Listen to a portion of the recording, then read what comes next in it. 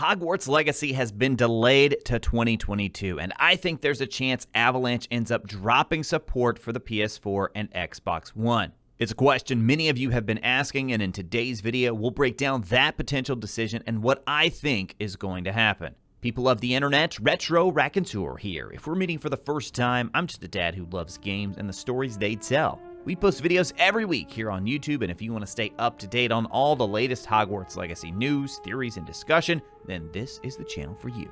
Despite a very rough year in 2020, Hogwarts Legacy fans always had something to look forward to with the game scheduled to release in 2021. Unfortunately, those hopes were shattered when Avalanche and WB announced the decision to delay the game all the way to 2022.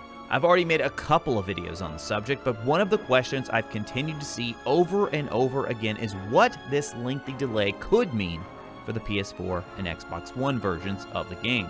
Now, when Hogwarts Legacy was officially unveiled back in September 2020, it was confirmed to be in development for PC, PS4, PS5, Xbox One, and the Xbox Series family of consoles.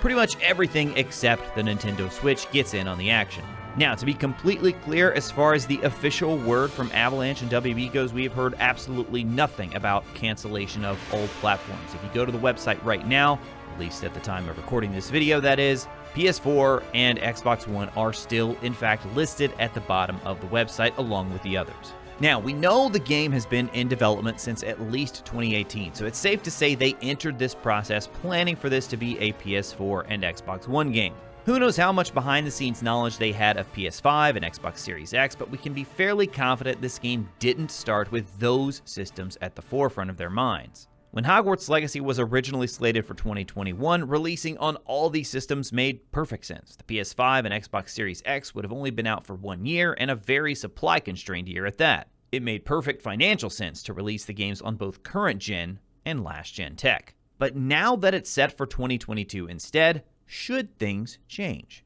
I put this question out to you guys in one of our recent videos, and you all had a lot of great arguments on both sides of this. I gotta say, most of you were also super respectful of one another in the comments, and I can't even begin to describe how happy that makes me. So thank you all so much for that, and let's keep it going on this video as well. It's not too late to share your thoughts on this. If any of these arguments I'm about to discuss really resonate with you, then be sure to leave a comment and let me know how you feel about all this. So, those who were okay with the game dropping last-gen support most often cited the overall quality of Hogwarts Legacy as their primary concern. The theory here would be that without having to worry about the older tech of PS4 and Xbox One, the devs could instead focus solely on the more powerful hardware and thus do even more great things within the game itself. People on the other side argue that dropping PS4 and Xbox One support wouldn't be fair to owners of those consoles who haven't been able to upgrade yet, either due to supply constraints or financial reasons. I mean, we did have a very tough year due to a worldwide pandemic, numerous people losing their jobs, and having less disposable income. So while the unique nature of 2020 makes Hogwarts Legacy in somewhat of a different position, it's definitely not the first time that a game has been in a spot like this. It's a question that gets brought up with each new console generation, as devs and publishers are faced with the decision of how long they should continue to support old hardware. Let's take a look at some of the heavy hitters, such as Madden and Call of Duty. You'll find they're typically released on previous generation hardware even 3 years after the launch of new systems. Just as one example, the PS4 released in November of 2013.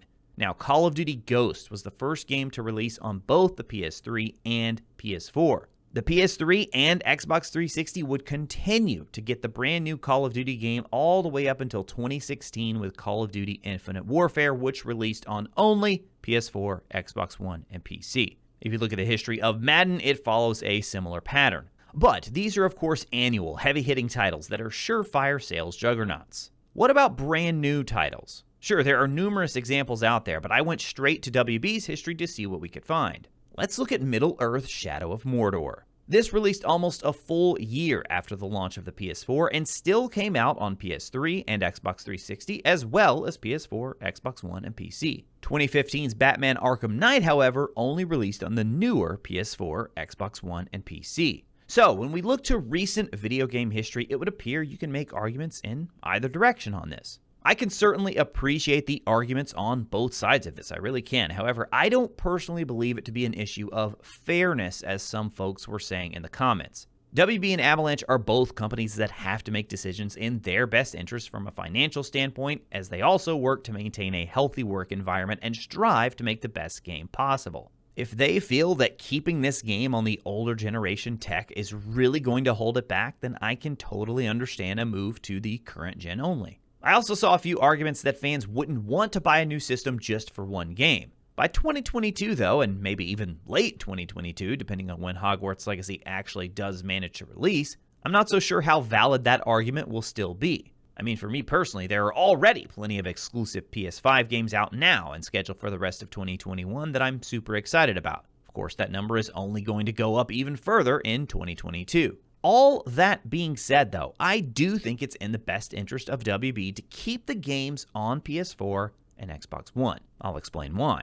For me, it really comes down to two important questions. Number one, how much are they being held back by the previous generation's tech? Look, make no mistake about it, the PS4 and Xbox One were fine systems in their day with some pretty amazing open world games. However, they're both known for having incredibly weak CPUs. Frankly, even when they first released, those were weak CPUs. Now, in 2021, and especially in 2022, these CPUs will be practically ancient. The PS5 and Xbox Series X have far more power, and it could potentially make Avalanche's job much easier if they didn't have to worry about support for the old generation tech.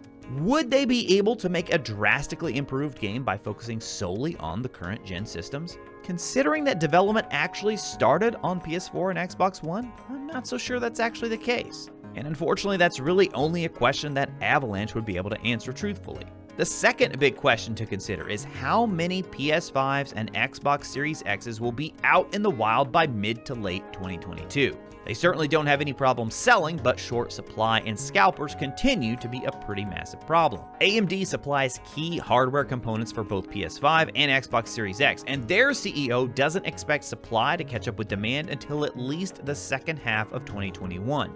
Okay, so let's just say they actually are able to ramp up production heading into 2022 and they can actually get out more PS5s and Xbox Series X's. Is that a gamble that Hogwarts Legacy can take of locking out PS4's absolutely massive 100+ million install base? At the end of the day, that gargantuan install base combined with the supply problems of current gen will ultimately result in Avalanche keeping their commitment to both PS4 and Xbox One owners. At least, that's what I believe. If you all enjoyed this discussion and want me to keep making Hogwarts Legacy videos, then make sure to hit that like button before you go. As always, guys and gals, thank you so much for watching. I'll talk to you again soon.